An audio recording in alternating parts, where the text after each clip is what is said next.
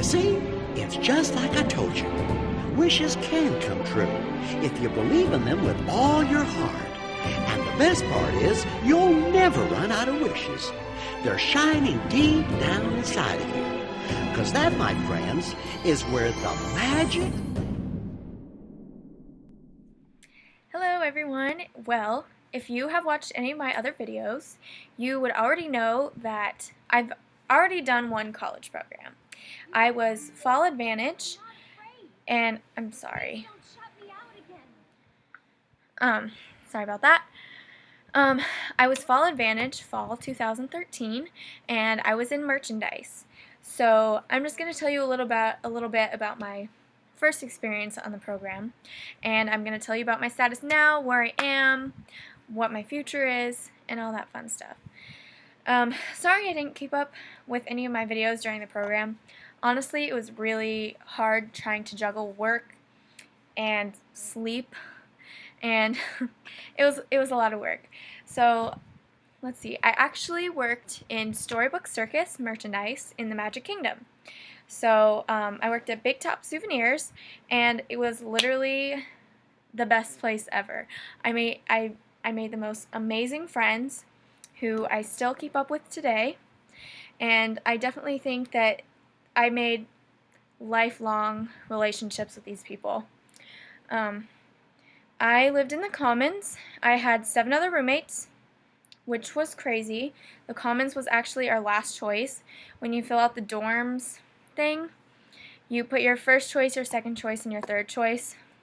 And we put the Commons as our very last choice. And so that's what we ended up living, which actually turned out really nicely because in the Commons you get your own washer and dryer, which cut a lot of costs and a lot of time because I didn't have to walk very far to do my laundry, literally just out my bedroom door. So that was awesome. I love my roommates. We got along for the most part. Yeah, it got difficult at times, but overall, they're also some of my really great friends who I definitely want to keep in touch with forever, I guess. So working in merchandise was a lot of fun. I got to meet a lot of cool people, whether they were my fellow cast members or guests in the park. I have to say, working in the Magic Kingdom was definitely difficult because Magic Kingdom has the longest park hours, mostly. So on a normal basis, I would be working until 1 a.m. almost every night. And then if we had like extra magic hours, which are extended hours for people staying in resorts, I would be there till 3. I remember the day before the 4th of July, I think it was, I actually worked until 4 in the morning. And these weren't just like short shifts. They were like from 3 to 4 or from 2:15 to 1. And so those are my hours daily. And I have to say that did make me more money than some of my other roommates who worked in other locations, like at resorts or something like that. But overall, it was a lot of fun. We had 3 different things you could do. You would either be in floor stock, which is just keeping the floor stocked with all the merchandise, or you would be on register, which is pretty self-explanatory, or we would be in production.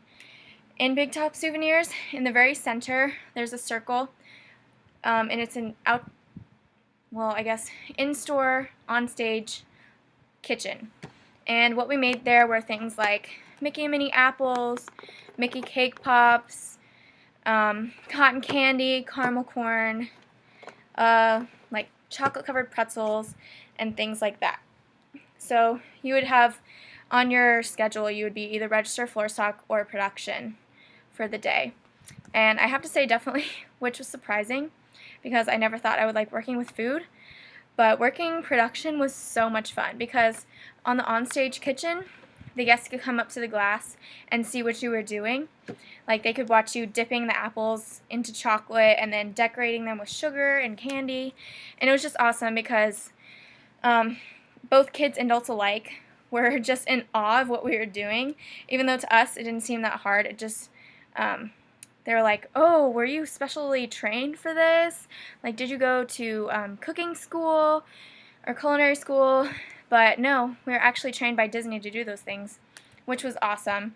And it's definitely a skill that I don't think I would have ever gotten anywhere else. So it was amazing, and we had a lot of cast members that worked at that location, but I have to say that I made a connection and talked to everyone. Like, it was great. We were one big family. So I definitely miss everyone at the Big Top. I can't wait to go back and visit. Let's see. What else can I tell you about? Oh, so I started out my program with a car. I drove down there with all my stuff, and about a month in, I actually got into a car accident and totaled my car. So that was fun. Not really, but after that I had to take the CP bus. Please bring your car if you can, because those CP buses are so unreliable, and it takes so much more time out of your day to take the bus. I know from experience, from having both living there with a car and without a car, you definitely want your car there. It makes a world of a difference, because even if, like, on my off days I wanted to go to downtown Disney, it would take me like an hour to get there, and then as soon as I was done, I'd have to sit around and wait for another bus to come pick me up. So it was just a hassle just to get anywhere. And, like, don't even mention, like, trying to go to Walmart to get groceries. Like, I ended up just, like, riding with my roommates whenever they would go to Walmart, because the CP bus, it's a struggle bus, literally. So yeah, I worked at Big Top, the car thing, where I lived. I didn't actually, well, I started taking one class and then I dropped it because it was just too hard, and my days off I actually wanted to do things that I wanted to do, not sit in a classroom and work on homework and stuff. So I didn't take any classes while I was there. Let's see what else. Oh, I definitely spent every waking moment that I could in the parks trying to take advantage of that privilege, because that's not something that everyone can say, that they get into Disney World for free 24/7. So I think I definitely took advantage of that. There were, of course, some days that I just needed to stay home and sleep, and just, like, try and make myself feel like a human being again after working so much. What else? Oh, so I got there in early June, and my program ended on January 3rd of this year. I actually applied for an extension, but for some reason, I still don't know why, I didn't get it. I would have loved to stay longer. Yeah, I definitely wish I was still there right now. But for some reason, maybe this is what was meant to happen, but I didn't get it. So I am back at home, and right now I'm just taking classes. It did set me back a bit going to Disney, but I don't regret that at all. But, I'm taking classes now, and I actually just applied for the program again. So, I know. I got home on January 3rd. Today is February 11th. It's barely been over a month since I've been home, and I'm already ready to go back. Like, that's how amazing it was. I can't even put it into words. So I applied. I did my web-based interview the same night. I scheduled my phone interview, which was actually today at 10 this morning. I still got a little bit nervous, but I was more confident than I was in my first one, because I know more about the company and things like that, and more about all the roles that they offer. So let's see. I had my phone interview this morning, and it went really, really well. My recruiter was awesome. Her name was Renee. We talked a lot, like at the very beginning, about post-Disney depression, which is so real, it's not even funny. Like, I'm in Disney stuff all the time still. I'm wearing a Mickey sweater right now. Like, I can't escape it. I have so much Disney merchandise. It's always around me. My phone case is frozen. Disney's everywhere still. So we talked like 10 minutes about that because she actually did the program before. So that was awesome. We made that connection.